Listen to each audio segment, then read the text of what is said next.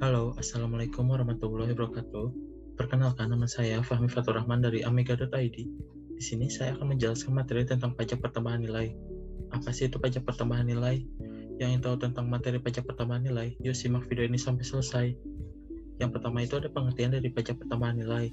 Pajak pertambahan nilai adalah pungutan yang dibebankan atas transaksi jual beli, barang dan jasa yang dilakukan oleh wajib pajak pribadi atau wajib pajak pengusaha yang telah menjadi PKP.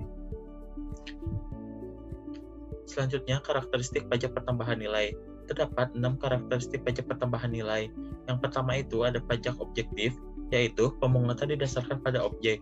Yang kedua ada pajak tidak langsung, beban PPN dapat dialihkan pada pihak lain. Yang ketiga, multi-state tax, dilakukan secara berjenjangan. Yang keempat, dipungut menggunakan faktur pajak, pengusaha kena pajak sebagai pemungut pajak.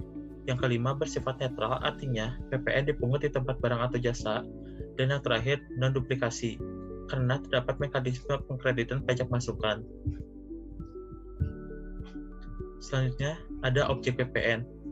Di bawah ini merupakan objek PPN. Yang pertama itu ada penyerahan barang atau jasa kena pajak.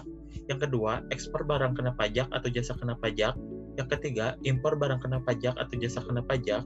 Yang keempat, kegiatan membangun sendiri. Dan yang kelima, penyerahan aktiva oleh PKP.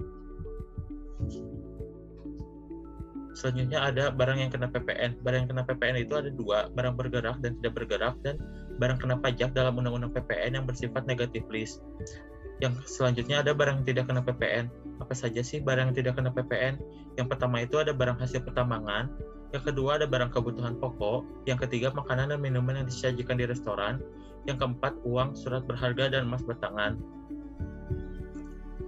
Selanjutnya ada jasa kena PPN. Apa saja sih jasa yang dikenai PPN?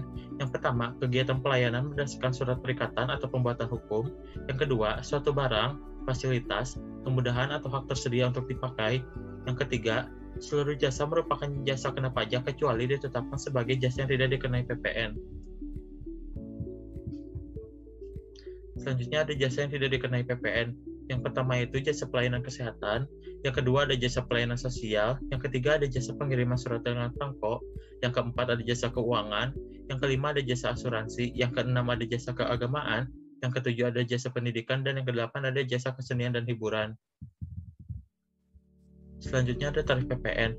Tarif PPN yang pertama itu ada tarif PPN 0%, berlaku untuk ekspor barang kena pajak berwujud, barang kena pajak tidak berwujud, dan ekspor jasa kena pajak. Tarif PPN yang kedua itu 10%, berlaku untuk semua produk yang beredar dalam negeri. Yang ketiga itu, tarif PPN atas barang mewah ditetapkan paling rendah 10% dan paling tinggi 20%.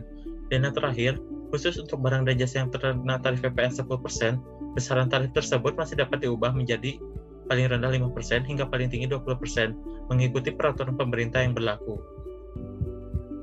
Sekian untuk materi pajak pertambahan nilai. Jika kalian ingin tahu tentang materi pajak lainnya, tentang materi akuntansi, keuangan, dan lain-lain, bisa mengunjungi sosial media kami atau bisa pantengin terus YouTube PT Tristura Amiga. Terima kasih.